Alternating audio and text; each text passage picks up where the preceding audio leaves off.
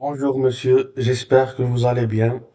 Je vais vous présenter mon mini-projet e-commerce sous le nom de Tempus. Alors pour la base de données, j'ai créé 5 tables. La table admin pour les administrateurs de la base de données. La table carte pour les produits des commandes des utilisateurs. La table orders pour les commandes des utilisateurs. La table products pour les informations des produits. Et la table utilisateur pour les informations des utilisateurs. Aussi, j'ai créé des triggers et des procédures pour la gestion de la base de données. Et voilà les procédures.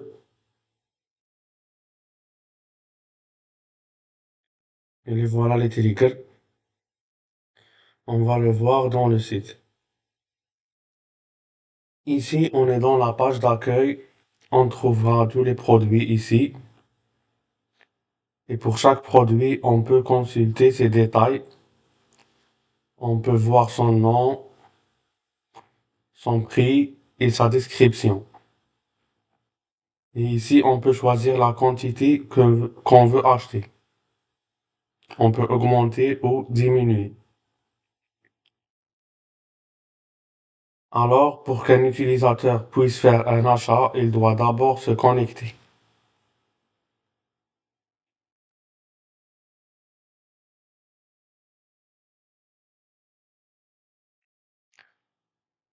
Alors, pour qu'un utilisateur puisse se connecter, il doit d'abord s'inscrire.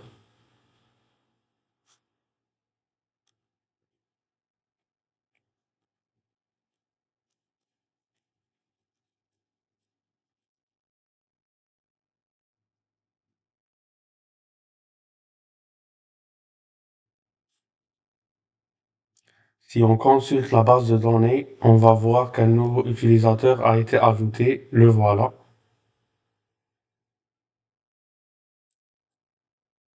On se connecte. Lors de la connexion d'un utilisateur, une session est créée pour lui. Ici, on trouve les commandes qui sont vides pour le moment car on n'a pas fait d'achat. Et ici, le panier, il est vide aussi. Si on veut acheter un produit, il suffit de choisir la quantité qu'on veut, par exemple 5, et on l'ajoute au panier.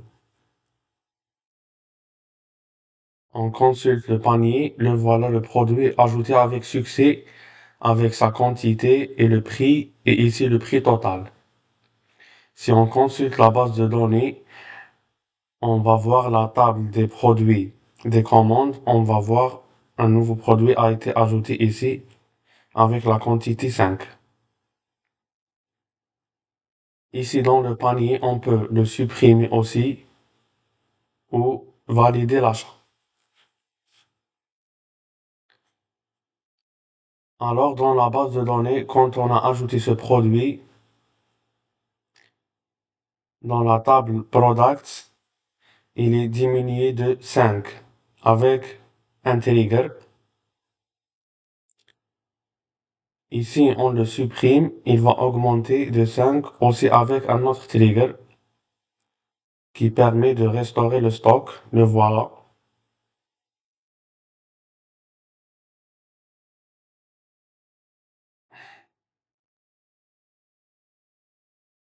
Et ici, par exemple, si on choisit une quantité supérieure au stock, on ne peut pas et on aura un message qui nous informe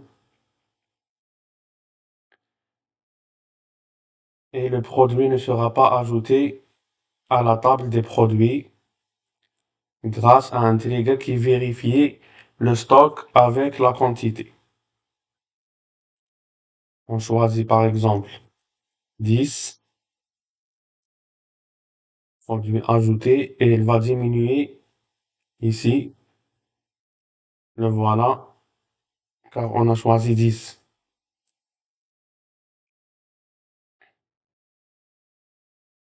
Si on valide la commande, On aura un message de confirmation et une nouvelle ligne sera insérée dans la table des commandes. La voilà et contient les produits ici. On consulte les commandes. On aura ici toute la liste des commandes qu'on a fait et on peut annuler une commande ou bien voir ses détails. On voit les détails. On trouve ici toutes les informations sur notre commande. Et si on veut annuler une commande,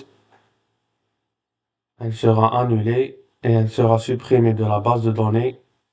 La voilà supprimée et aussi les produits qu'elle contiennent. Ici, on consulte la table Product. Le stock sera restauré après l'annulation. Et c'est grâce à un trigger aussi.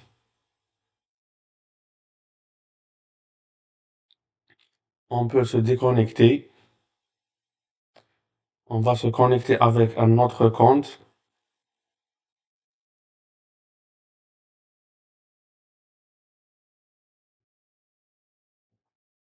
On fait déjà des achats par exemple.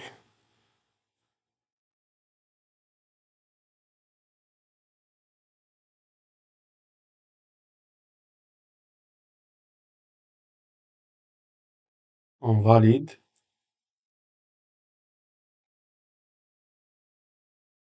La voilà la commande ici.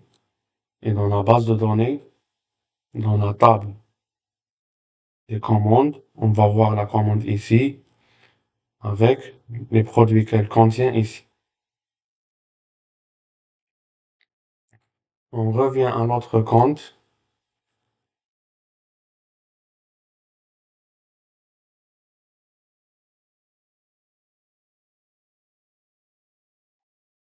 On fait un achat ici aussi. On est valide. Et on va voir dans la base de données, une autre commande a été ajoutée ici avec les produits qui ont le même ID de la commande. Alors là, 29, 29 avec la commande 29 et l'ID 30 avec la commande 30. Donc, les données sont reliées et bien structurées. Donc, chaque utilisateur a ses propres données et ses propres commandes.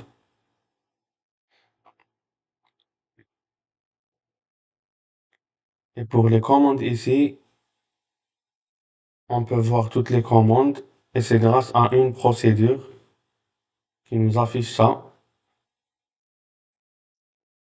Ici, on va trouver aussi une barre de recherche. On peut rechercher les produits.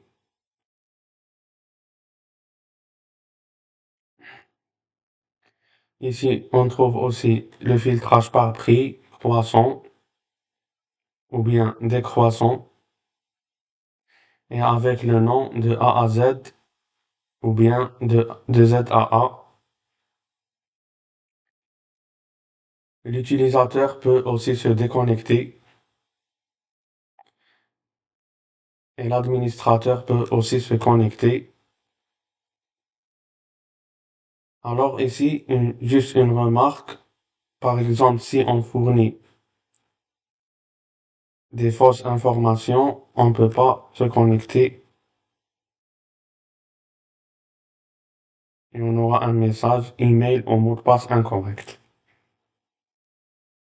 Maintenant, on se connecte en tant qu'administrateur et une session est créée pour lui. Alors, pour l'administrateur, il peut ajouter un produit, supprimer un produit ou bien modifier un produit. Alors, pour ajouter un produit, il faut fournir le lien de l'image du produit.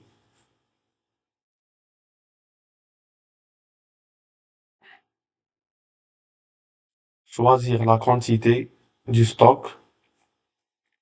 Et le stock minimal, je l'ai mis à 5. Par exemple, si on met une valeur moins de 5, elle sera refusée. On met 3 par exemple.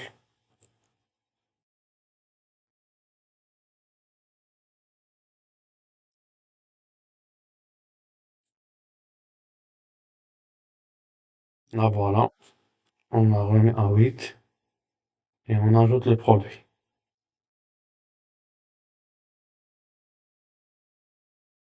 Et le voilà, le produit ajouté avec succès. On consulte la base de données des produits. Et le voilà, le produit ajouté avec succès.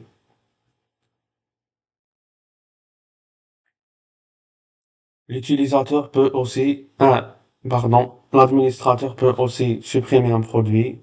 Alors, pour supprimer un produit, on doit fournir son ID. Par exemple, on veut supprimer le produit avec l'ID 10. On écrit ici 10 et on le supprime. Et le voilà supprimé. Même de la base de données, il sera supprimé. Le voilà. L'administrateur peut modifier des produits. Il trouvera ici toute la liste des produits qui sont dans la base de données. Et pour chaque produit, il peut le modifier. Par exemple, on modifie ce produit. On met son stock à 20 par exemple.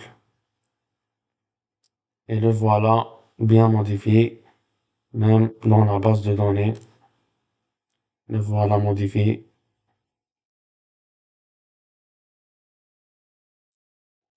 L'administrateur, il peut se déconnecter.